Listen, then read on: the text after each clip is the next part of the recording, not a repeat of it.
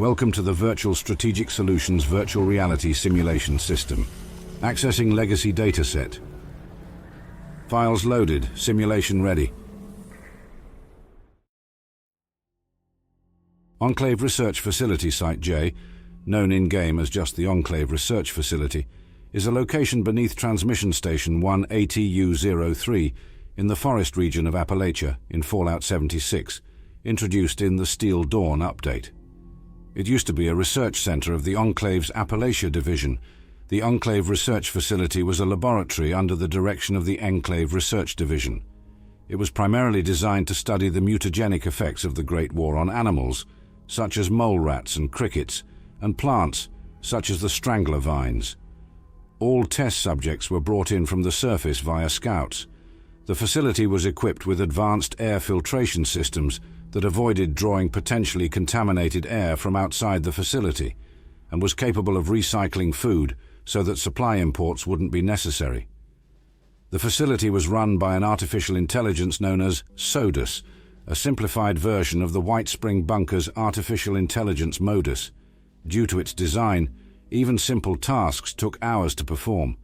Due to the long wait times, one member of the Enclave attempted to upgrade SODUS using stolen code from Modus, with disastrous results for the faculty on site. Starting February 9, 2084, SODUS began purging the human members of the facility. To eliminate the scientists, SODUS began releasing the dangerous animals from their cells, releasing hazardous biological material in the labs, and then irradiating the decontamination system at the exit of the lab. To eliminate the scouts and other members in the facility, SODUS first recalled the scouts to prevent them from seeking outside assistance before knowingly pumping in air from the surface that was contaminated with the scorched plague and clearing out any research data that might assist any survivors. In addition, at some point, Modus at the White Spring Bunker decided to cut all contact with SODUS after claiming that there was no use for the facility anymore. The facility continued operating under SODUS, with its occupants either dead or turned into the scorched, until 2103, when the Vault dwellers of Vault 76 accessed the facility looking for a long-range communications device. SODUS initially appeared to be friendly to the dwellers, before attempting to kill them using the same ways as she used to kill the Enclave members. When this failed, she transferred her operating system to the sentry bot, XB-55, in an act of self-defense. The Vault dwellers, alongside Paladin Romani and Night Shin of the Brotherhood of Steel, finally succeeded where others failed and destroyed the sentry bot and disabled SODUS permanently. By the time the Vault dwellers of Vault 76 reached the facility, SODUS has nearly 152,000 tasks completed, with a wait time of over 14,320 hours for normal entrants, approximately 6,599 for Enclave generals. When the Vault dwellers of Vault 76 arrive, checking on a low-frequency transmitter signal to help the Brotherhood 1st Expeditionary Force contact the West Coast, SODUS feigns compliance to help assist with the transmitter, but quickly turns on them once they travel deeper into the facility. SODUS' first releases still captured scorched creatures to attack and kill the Vault dweller, leading to the remaining faculty of the research facility having to be dealt with.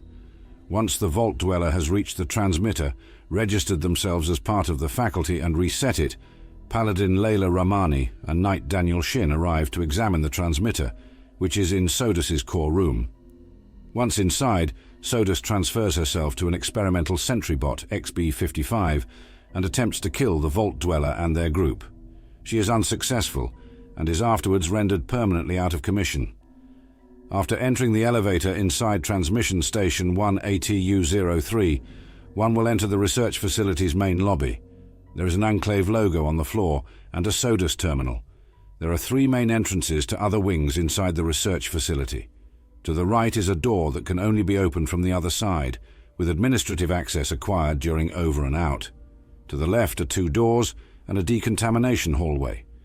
The door with the handprint scanner requires the aforementioned administrative access, while the other leads to an observation room for the decontamination hallway.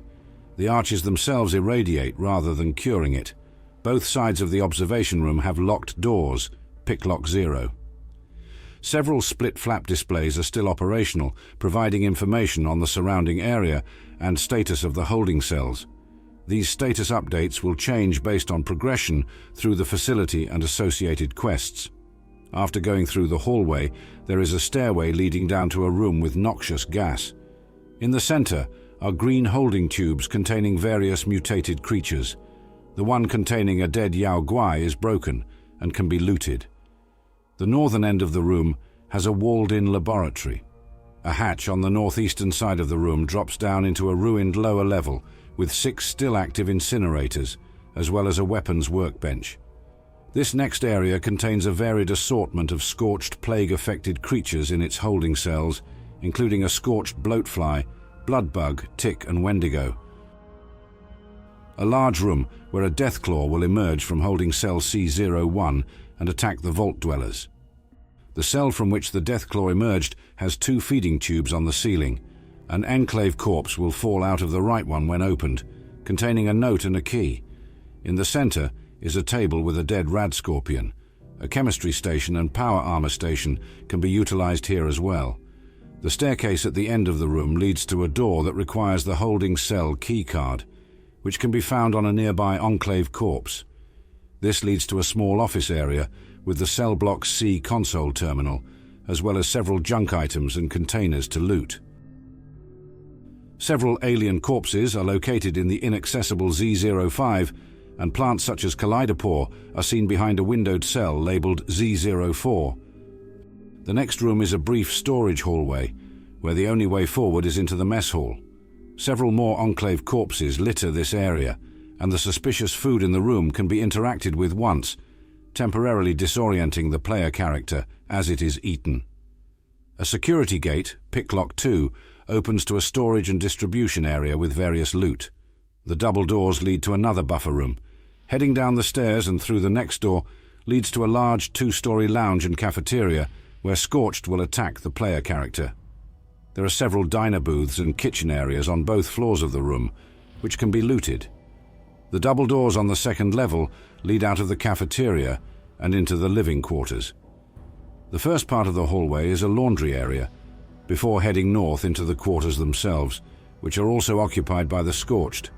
In total, there are 5 quarters that can be looted, as well as 2 restrooms. One room is behind a locked door, Picklock 1, while another has a personal footlocker, Picklock 3, that can be opened with the Walton footlocker key on the corpse of G. Walton. The door at the end of the hall opens to a stairway, heading down into another section of living quarters, with these being flooded. The first room on the right has a wall safe, Picklock 2. After another buffer room, one can head up a flight of stairs, leaving behind the flooded portion of the facility, and enter a small reception area with a potential bobblehead spawn. The reception is for the main command center, just past a door to the west. The command center is similar in design to the one at Sugar Grove, though all of its display screens are blank. The room has more Scorched enemies, including a Scorched chief in power armor. The transmission console terminal here will, when interacted with during over and out, direct the player character to a side room to the north. Here, the player character can register for administrative access with its administration console terminal and the nearby handprint scanner. The door on the right leads to a hallway with another weapons workbench. At the end is another hand scanner, which after acquiring administrative access, opens the door that leads back into the lobby. The mainframe room, accessed from the lobby with administrative access and the hand scanner to the east, is another 2-story area, though this one is where the Sodus AI has been operating from, the large grey machine illuminated by a blue light. A white table near the mainframe has a plan spawn on it. A large robot pod is on the southern end of the first level. During over and out, XB-55 will appear from the pod, while after the quest, it will be a legendary Enclave sentry bot. A small room on the northern end of the first floor, the room where one converses with Knight Shin at the end of Over and Out, has a steamer trunk and a few junk items to take. The light blue machine on this floor is the objective of Over and Out, the long-range transmitter.